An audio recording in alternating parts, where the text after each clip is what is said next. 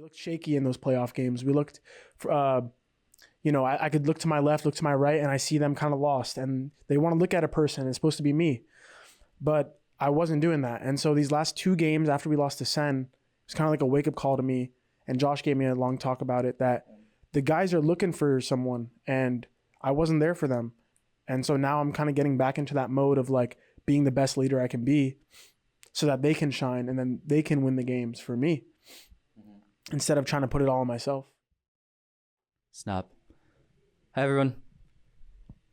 3, 2, 1. Snap. Hi, everyone. Stage 2 in here. I'm here with the victorious valyn after a really long, really close series, but you're going to Toronto. Initial thoughts, just once you kind of clinched that, what were you feeling? Was it just relief, what excitement? Like, I feel like it was just 8 different emotions you were feeling. So talk to me. How can you characterize that into words? It definitely a roller coaster for me. Started off with the loudest "let's go" I've ever done in my career. Like, I was jumping up and down with joy. Felt like, the thing I can relate it closest to was when we first qualified for Reykjavik, as like back in the day. It was just so exciting, man. And after, I got very emotional because it all kind of hit me at once that we did it and we made Toronto, and we're gonna, the door is not closed. We got more tournaments to play, more, because this off-season stuff is brutal. Like, there's a 2-month break, and I really, really didn't want to experience that. So I just was so happy to be able to go to another country with my brothers and have Jonah go visit home. Man, I'm happy for them. And it just kind of like kept the dream alive. Yeah. It's kind of like it keeps everything together, and because you have this, you don't have to worry about that 2.5 month long off season. You want to ask you about that, because you said that loudest "let's go" you ever done. Was that round 12 when all that tension breaks and then you get the 12th round and not EG, or is that after you qualify and solidify it? No, it was definitely after we qualified and solidified. It was actually the last 2 rounds. Like, my team, I forgot who it was. It was like Jonah and I forgot the second player. They pulled off a 2v4 at 11-11. And that was like the most hype thing ever. Put them on bad money. And then we had a close last round as well, and we closed it. So like both those rounds just gave me so much adrenaline. It was so fun. But yeah, that last round, man, that's like core memory right there. No, I mean, for sure. And I feel like it's safe to say this has been a really wild journey in playoffs. You're the IGL, the leader of this team, but at the same time, you're 22, like 23, 22 years old, 22. That's still young in the grand scheme of things. I mean, just mentally, what has the past just week and a half been like for you? Like, just speaking to, Jacob, not even valyn. Honestly, I felt like I learned a lot this playoff run.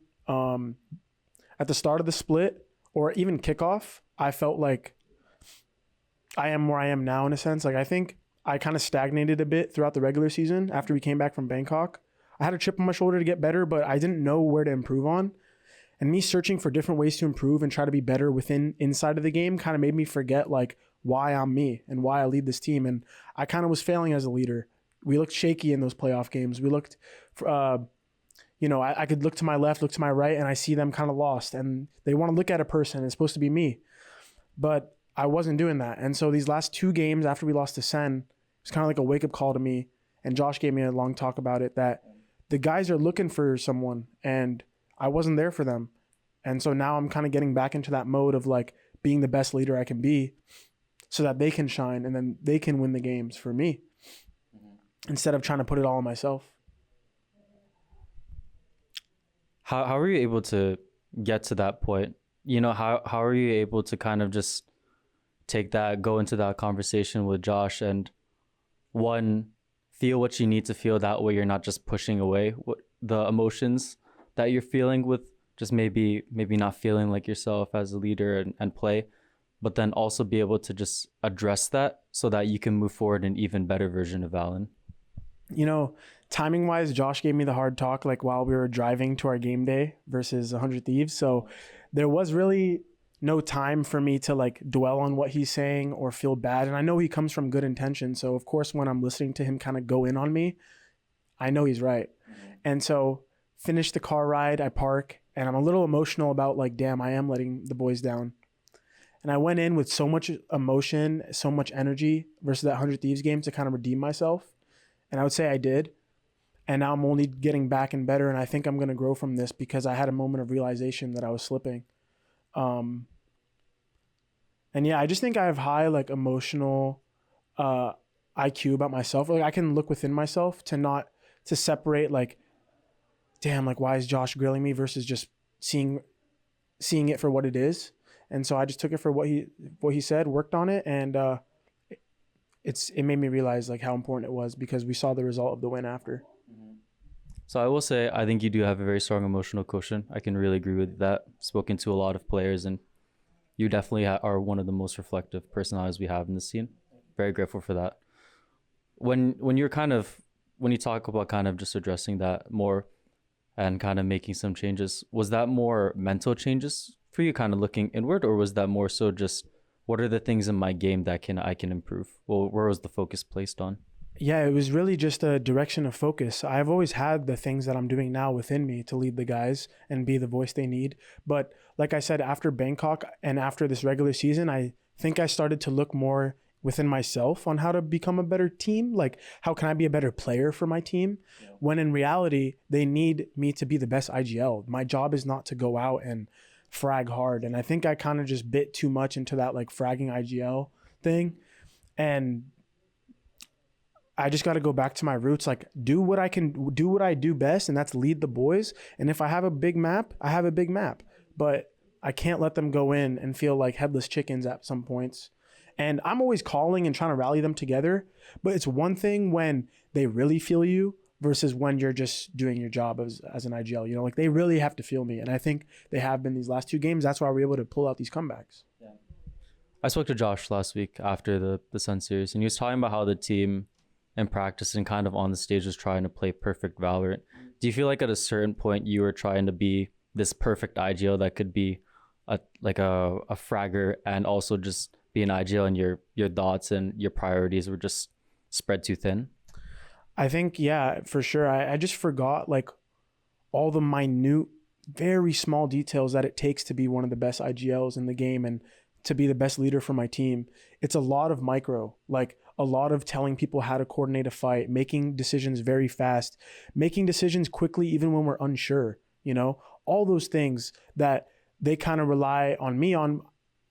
I wouldn't say rely on me. Everyone makes the calls, but like I'm usually the first one to make it and everyone follows direction and we go. And so when there's that dead time of like no one saying anything and maybe I say it too late or I'm just trusting the other guy instead of knowing my instincts and saying out loud, I kind of fall behind. And I know, sorry, like even in my head, I'm rambling a bit, but to pull it all together, it's like I just lost track and focus on all the minute details that are easy to overlook. I overlooked them, and that's the reason why we've been struggling recently, I would say, at least from my point of view. So now I'm kind of dialing it all back in, resetting myself, and I'm only going to learn from these mistakes in this playoff run. But I'm confident that I'm going to come out better from this. I've got 2 more questions for you, but this is a question that I've actually just always thought about with you specifically, just because of the way that I followed your career and how you really just love, you know, structure. But then there's also this other aspect to you that really is reflective and can follow intuition. I'm just genuinely, do you lead usually by following a structure that has worked for you in the past to improve, or are you someone that likes your first step to be intuition and gut feeling to move forward? Well, we have a very strong game plan on each map whenever we play these matches. So I'm just leading my boys into following game plan and being as clean as possible early. It's all about being clean as fuck. Excuse my language, sorry. It's all about being super clean early, following the game plan. And then from there, that's where like my IGLing prowess comes in. Like I got them. This is our game plan worked. These are my next steps. Guys, we're struggling a little bit. Like I'll rally them in. I'll keep their mental sharp. And I would say this has always been my structure. Like, I've always been a guy to follow direction early from the coaches. This is how we're going to start the game. And then once we started off strong, it's all on me now to just continue that momentum. And I love that point of the game when like the game plan worked. I know where their mental is at, and now I can just manipulate them in the server. And that's when I feel my best. In terms of out of game, I've always been very strong emotionally, so I'm always on the guy's ass, like when we're slacking or if we need some motivation or whatever we need. Because whenever I feel something, I just express it. Because I've had this feeling of like, if I'm feeling it, I'm sure at least one other guy is too. So I'm just gonna address the elephant in the room, even if it's just for myself. Like I've told them, like, guys, I don't know if it's just me feeling this way, but we're regressing. And I was saying that like week 2 when we barely beat Furia, we barely beat the next opponent. I'm like, guys, we're getting worse. And I addressed it right away. And they were like, yeah, we feel this, and put a exclamation, like put an emphasis on that, you know? So whatever I feel inside, I tell my boys, and that's for like the out of the game stuff. So I think I just trust myself a lot. So then just the final moment, just talk to me about tomorrow, just one day up against MIBR. And then in this, I'll also give you just the floor to speak to your fans and people that really have enjoyed following your journey. Yeah, for MIBR game, I mean, this is going to be a tough one because we had a late match and a lot of adrenaline from this win, but we really want to lock in that grand final versus Sen. So it's going to be a mental battle early to just kind of relock in the game and forget about yesterday. And yeah, and that's about it. We're just going to go and do our best and try to get that grand final spot. I know it also qualifies us for like the EWC too. And so that's like 2 international tournaments for us. But yeah, and then lastly, like to all my fans, I love you guys so much. And I want a big shout out to like my LATAM fans. Recently, I've been getting a lot of love from the LATAM community, and they got my back. So the fact that they got my back, like I got you guys, and today's win was dedicated for y'all. So appreciate you guys. Awesome, Valyn. Thank you so much for your time. Thank you. Appreciate it.